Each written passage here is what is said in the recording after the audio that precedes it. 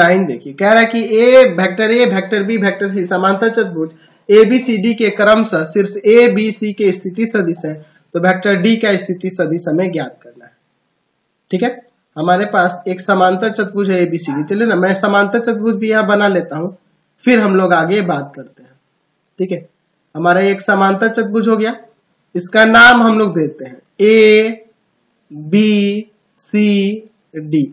अच्छा, मैं इनकी स्थिति सदिश दिया है, मान लेता हूं यहाँ पर ओ ए, यानी वेक्टर ए की स्थिति सदिश वेक्टर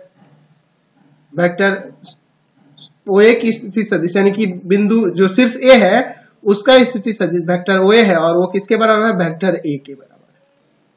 और बी की स्थिति सदिश क्या होगी? Vector B. और सी की स्थिति सदिश क्या होगी? Vector C. तो हमें डी का स्थिति सदिश ज्ञात करना है। चलिए, तो सबसे पहले ना हम बीसी वेक्टर निकालते हैं, वेक्टर बीसी का मान। तो हमें क्या करना होगा?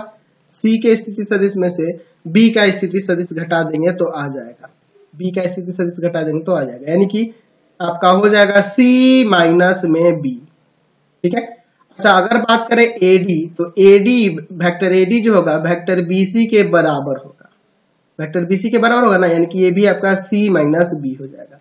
यह आपका सी माइनस बी हुआ, तो यह भी आपका सी माइनस बी होगा। क्यों? क्योंकि समांतर चतुर्भुज है ना, ए बी सी डी एक समांतर चतुर्भुज है, इसलिए एक समांतर चतुर्भुज है ना, इसलिए ये हो रहा है। ठीक है।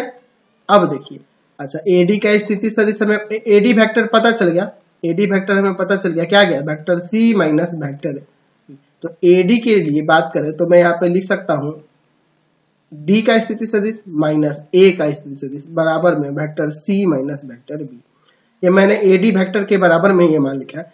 चलिए, हमें डी का स्थिति सदिश निकालना है और ए का स्थिति सदिश हमारे पास वेक्टर ए है, बराबर में मैं इसे माइनस का वेक्टर बी और प्लस में वेक्टर सी भी लिख सकता हूँ। ये माइनस का वेक्टर ए उधर जाके प्लस का हो जाएगा ना, तो ये आपका हो जाएगा प्लस का वेक्टर ए, माइनस का वेक्टर बी और प्लस का वेक्टर सी। हमें डी का स्थिति सदिश निकालना था, निकाल दिया ना हमने। चलते अगले क्वेश्चन पे।